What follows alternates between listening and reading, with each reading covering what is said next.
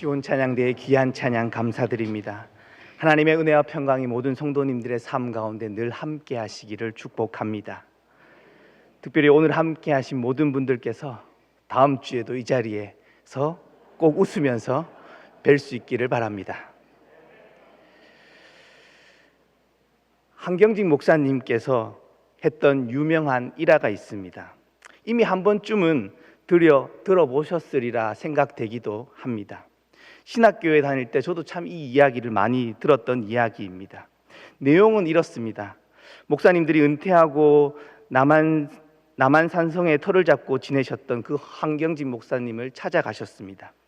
그리고 목회에 대한 가르침을 이렇게 구했을 때 한경직 목사님께서 하셨던 말씀이죠. 그 말씀은 예수 잘 믿으세요라는 말이었다고 합니다. 왜 한경직 목사님께서는 이런 말씀을 하셨던 것인지에 대해서 개인적으로 생각해보고 이렇게 해석해 보았던 기억이 납니다. 저는 두 가지로 생각을 했었습니다. 하나는 많은 사람들이 예수님을 믿고 있지만 제대로 믿는 사람들이 많지 않다라는 의미가 담겨 있는 것이죠. 다른 하나는 예수님에 대한 믿음이 신앙생활의 기본이며 그 믿음은 삶으로 드러나야 한다라는 마음이 저에게 찾아왔습니다. 저는 이 질문으로 오늘 말씀을 시작해 보려고 합니다. 예수님을 잘 믿고 계신지요? 예수님을 정말로 잘 믿고 계시냐라는 질문입니다. 저는 오늘 이 질문에 대한 답변으로 야고보서를 통해서 이 질문에 대한 대답을 찾아보려고 합니다. 잘 믿는 믿음이 무엇인지에 대한 묵상입니다. 야고보서를 떠올리면 가장 먼저 떠오르는 말씀이 있죠. 그것은 오늘 읽었던 본문의 말씀입니다. 행함이 없는 믿음은 죽은 것이다 라는 말씀이죠. 야고보의 이러한 선포는 많은 이들이 기독교의 역사 속에서 반기를 들기도 했습니다. 그 이유는 야고보서에는 예수님의 그 십자가의 사랑, 그 십자가 속죄적인 죽음과 그 부활이 강조되어서 나타나고 있지 않기 때문입니다. 뿐만 아니라 죄인이 믿음으로 의롭게 된다는 그러한 이신칭의 교리가 이러한 이신칭의 교리와 대치되는 그러한 뉘앙스들이 느껴지기 때문이기도 합니다. 이러한 주장을 한 대표적인 인물이 우리가 너무나도 잘 알고 있는 루터라는 인물이죠. 루터의 유명한 말이 있습니다. 야고보서를 지푸라기 서신이다 라고 말했던 것입니다. 저는 이 루터가 자신의 실존적인 상황과 그러한 시대적 정황 속에서 그렇게 표현했을지는 모르지만 물에 빠진 사람이 지푸라기라도 잡는다는 말처럼 현 시대의 한국교회가 오히려 야고보서를 붙잡아야 할 때가 아닌가라는 마음이 들기도 합니다. 야고보서의 말씀은 신앙을 처음 시작하는 이들보다는 오랜 신앙의 세월 속에서 그 아는 것과 사는 것, 삶과 신앙의 괴리를 경험하는 이들에게 보다 적확한 말씀이라는 판단이 되기에 현 시점의 한국교회에 더욱 필요한 말씀이 아닌가라는 생각을 해보게 되는 것이죠.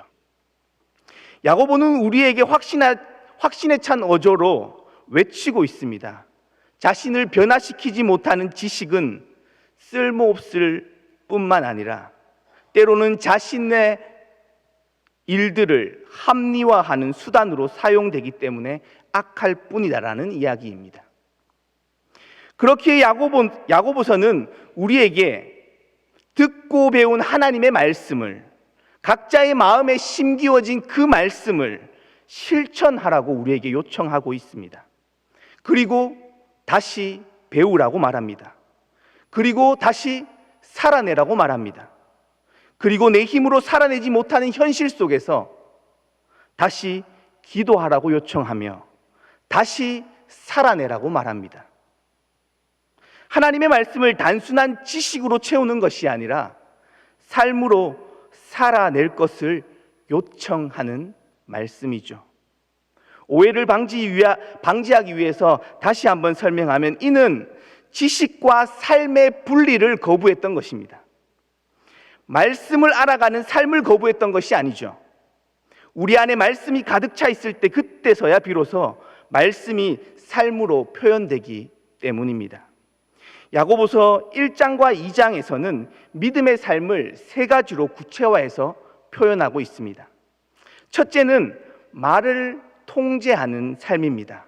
1장 26절의 말씀을 함께 읽어보겠습니다. 시작. 누구든지 스스로 재갈을 물리지 아니하고 자기의 마음을 속이면 이 사람의 경건은 헛것이라. 방금 읽은 말씀에서 헛것이라는 표현은 말 그대로 속이 텅 비었다라는 의미죠. 옛말에 빈 깡통이 요란하다라는 말이 있죠. 같은 의미로 해석할 수 있을 것 같습니다. 많은 말이 믿음을 드러내는 것이 아님을 우리에게 강조하고 있습니다. 또한 말을 통제해야 하는 이유에 대해서 3장에서 잘 나타나고 있는데 3장 8절에 보시면 혀를 길들일 사람이 없기 때문이다라고 말합니다.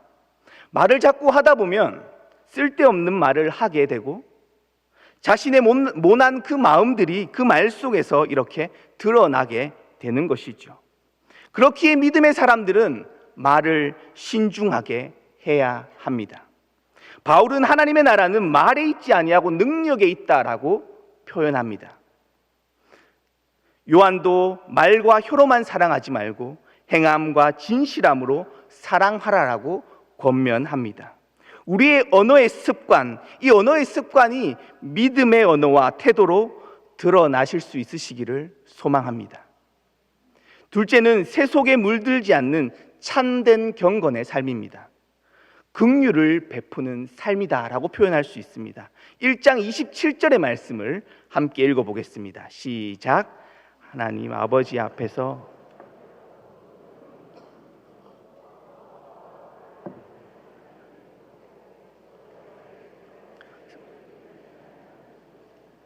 아멘. 야고보는 참된 경건을 긍휼한 마음으로 주변을 돌보는 삶이며 그것이 바로 새 속에 물들지 않는 삶이다라고 말해주고 있습니다. 단순한 종교적인 행위의 경건이 있지 않음을 드러내고 있는 것이죠. 교회 안에서의 생활만이 경건한 삶이 아니라 우리의 일상에서의 삶이 일상에서의 그 삶 속에서 하나님의 긍휼을 베푸는 삶이 오히려 참된 믿음의 삶이라고 우리에게 역설해 주고 있습니다. 그렇기에 정말 지켜야 할 것은 종교적인 그 형식뿐만 아니라 그 속에 담겨 있는 긍휼과 사랑입니다. 지극히 작은 자 한 사람을 돌보는 삶을 통해서 드러난다라고 우리에게 말해주고 있는 것이죠. 사람보다 물질이 우선시되는 새 속의 물결 속에서 참된 믿음을 보이라라는 요청입니다. 주일에 한 번 만나는 사람이 아니라 매일 만나는 사람과의 관계 속에서 믿음의 삶을 드러내고 계신지요? 야고보는 삶과 신앙의 괴리 속에서 살고 있는 신앙인들에게 이렇게 도발적인 질문을 걸어오고 있습니다. 셋째는 차별하지 않는 삶입니다. 2장 1절 말씀을 함께 읽어보겠습니다. 시작. 내 형제들아, 예수 그리스도에 대한 믿음을 너희가 가졌으니 사람을 차별하여 대하지 말라. 그 당시 공동체 안에 빈부의 격차, 그 격차로 인한 차별이 존재했음을 우리는 말씀을 통해서 쉽게 발견하게 됩니다. 이것은 바로 적용해 볼 수 있습니다. 우리의 공동체 안에도 이러한 일들이 일어나고 있지는 않습니까? 슬프지만 인류 역사 이래 차별 없었던 시대는 없었습니다. 언제나 차별은 존재했고 그것이 세상을 움직이는 작동의 원리라고 여기는 이들도 있었습니다. 르네 지다르라는 인류학자는 인류는 언제나 경쟁 속에서 차별을 만들었고 그 차별을 통해서 누군가는 이익을, 누군가는 희생을 당해왔다라고 말합니다. 그리고 이러한 차별과 갈등이 시대 속에서 점점 심화될 때 그 갈등을 해소하는 방식으로 그 시대 속에서 가장 약한 이들을 희생양으로 삼았으며 그들을 희생시킴으로써 공동체의 화합과 평화를 이루었다라고 설명합니다. 쉬운 예로 심청이를 임당수에 빠뜨린 것을 예로 들 수 있을 것입니다. 또 다른 누군가를 왕따를 시키는 이유이기도 하죠. 르네 지라르는 이러한 인류의 생존 방식, 인류가 살아왔던 이 방식을 폭로했던 사건이 있는데 그것이 바로 예수의 십자가 사건이다라고 이야기합니다. 다른 누군가를 차별하며 희생시키며 살아온 인간의 죄악을 드러내셨다라는 것입니다.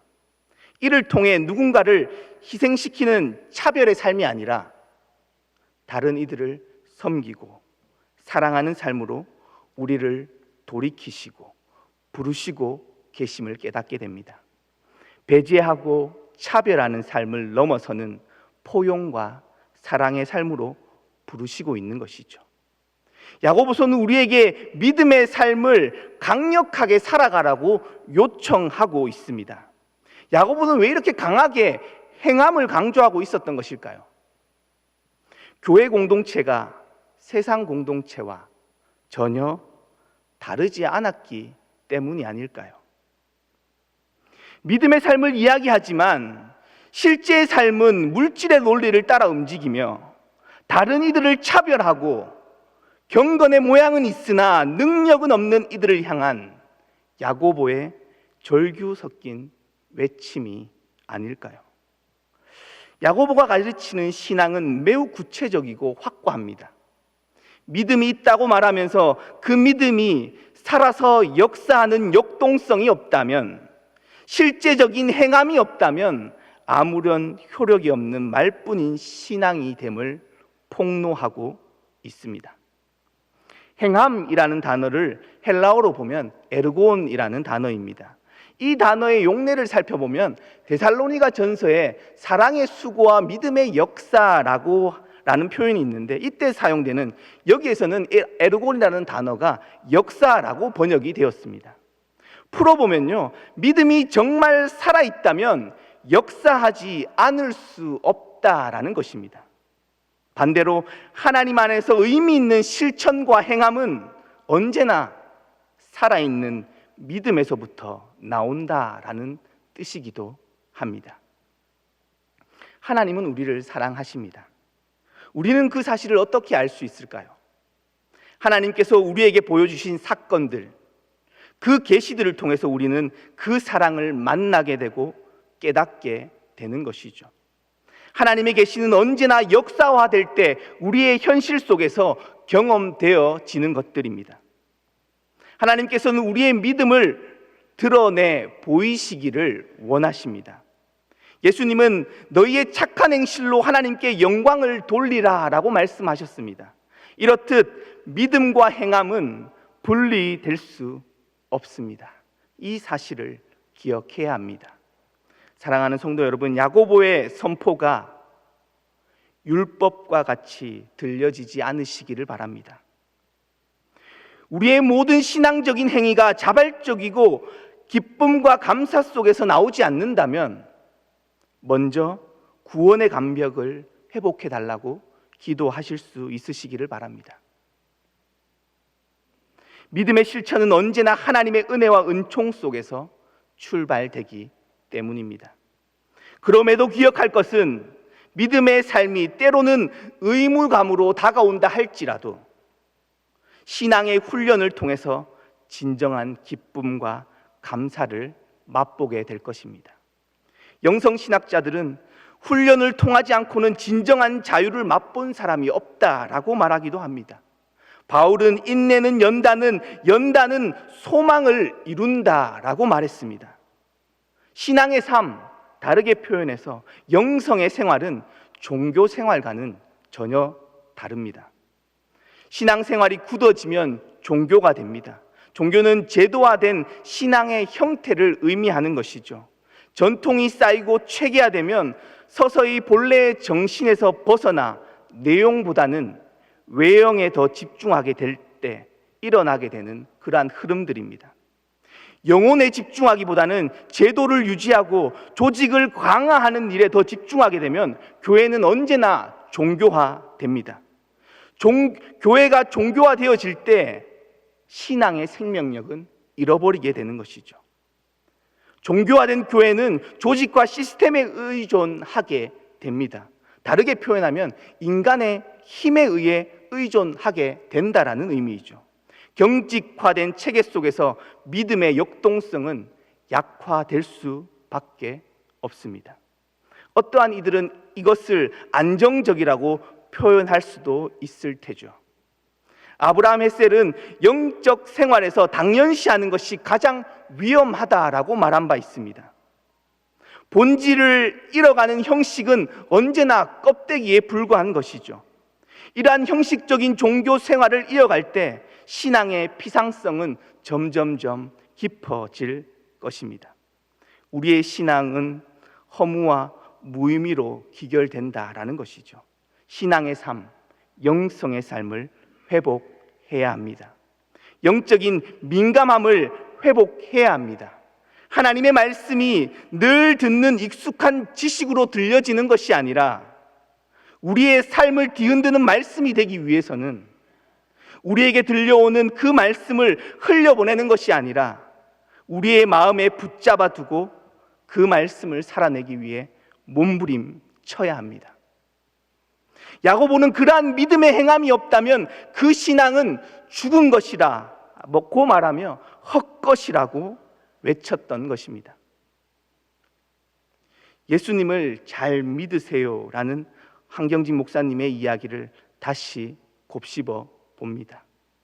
바라기는 믿음을 살아내기 위해 힘쓰시는 모든 성도님들의 삶 가운데 하나님의 인도하심이 함께 하시기를 소망합니다. 믿음은 사변적인 지식에 있는 것이 아니라 오늘을 말씀대로 살아내는 그 삶의 현장 속에서 그 역동성을 드러내게 될 것입니다. 이곳에 계신 모든 성도님들의 삶, 그 믿음의 삶이 하나님 나라의 역사가 될 것이며 훗날 별처럼 빛날 것입니다. 특별히 오늘 진행되는 항종직 선거를 통해 하나님의 은혜와 사랑을 흘려보내는 그러한 하나님의 사람이, 신실하게 예수님을 따르는 그 예수님의 제자들이, 생명을 살리는 그 성령님의 사역에 동참하는 이들이 제1의 공동체 가운데 세워지는 놀라운 은총이 함께 하시기를 주님의 이름으로 축복합니다. 기도하겠습니다. 우리의 삶을 인도하시는 주님, 오늘 야고보의 무거운 선포 앞에, 하나님 말씀 앞에 다시 섭니다. 행함 없는 믿음은 헛것이며 죽은 것이라는 말씀 앞에 우리의 삶을 세웁니다. 우리에게 허락하신 믿음의 삶 살아내는 힘과 용기 허락하여 주옵소서. 우리의 입술을 붙잡아 주셔서 신중하게 말하게 하시고 긍휼과 사랑으로 주변을 돌보는 삶 살아가게 하시고 주님이 사랑하신 모든 이들을 차별 없이 사랑하는 믿음의 삶 살아가게 하옵소서. 예배 후 진행될 항존직 피택의 모든 과정에 함께 하셔서 섬기는 모든 이들에게 힘 주시고 신실한 주님의 일꾼 세워지게 하시고 그 과정 속에서 상처와 아픔 없게 하옵소서. 예수님의 이름으로 기도합니다. 아멘.